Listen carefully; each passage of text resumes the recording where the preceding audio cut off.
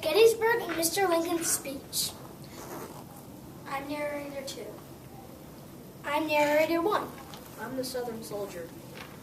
I'm Abraham Lincoln. I'm the Northern soldier.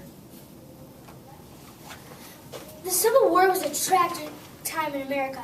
It pitted the southern states against the northern states. It also pitted brother against brother and friend against friend. I fight to end slavery and to make our country whole again. Although we may come from many states, we are one nation and always will be one nation. I fight against the Northerners who try to impose their will in the South, telling us that we have to put an end to slavery, telling us that we cannot live our lives the way we wish. The war was a bloody one. More soldiers died in the Civil War than any other war that the United States has ever taken part in.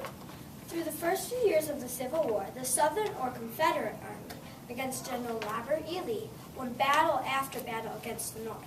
One of us rebels can whip the tar out of 10 Yankees. We are good soldiers and we're ready to fight.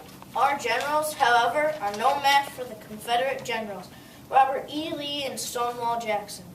By 1863, General Lee felt strong enough to invade Pennsylvania, an important northern state. By taking the war to the north, Lee thought that he could convince the North to give up its attempt to reunite the states and end slavery. The Union Army under General George Meade knew that it had to stop the Confederates. It met up with the Southern Army during the first 3 days of July, 1862, in a small town, Pennsylvania town called Gettysburg. For 3 days under the hot summer sun, the two huge armies struggled. Long live the Confederacy! Union forever. Forever. Rally round the flag, boys. The battle swung back and forth over those blistering hot days.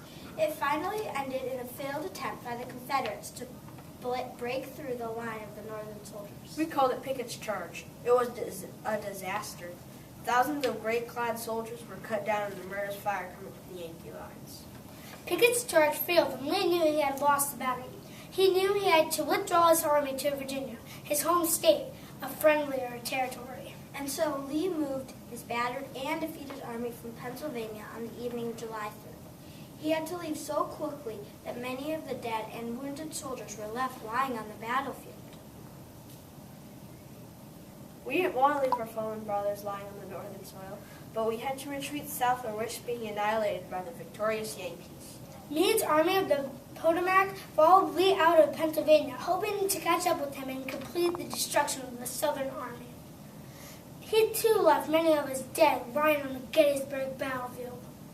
All told, nearly 40,000 soldiers, Northern and Southern, were killed, wounded, or missing at Gettysburg. We tasted sweet victory at last. Now we wanted to put an end to this bloody war. We had to chase the enemy wherever he may go. But for the people living in Gettysburg, the battle was far from over. When a few thousand residents of Gettysburg returned their homes, they were greeted by the sight of death. Something had to be done quickly to prevent the spread of disease from all the dead and decaying bodies. In previous battles, bodies of dead soldiers were sent to their hometowns for burial. But this was not possible at Gettysburg. There were simply too many dead and not enough workers to prepare the bodies for transport home. It would take too long. The governor of Pennsylvania then made an important decision. The dead soldiers would be buried in a new cemetery in Gettysburg. Burying the bodies in Gettysburg could be accomplished quickly. The threat from the spread of disease could be averted. All the northern states were asked to contribute money for the cemetery for the Gettysburg dead. And so, from July to November in that year, 1863, workers gathered the bodies of our fallen comrades and buried them in a new cemetery. Even some of our southern martyrs were buried at Gettysburg. By November, the cemetery was finished. By November, the country could understand just how important the Battle of Gettysburg was.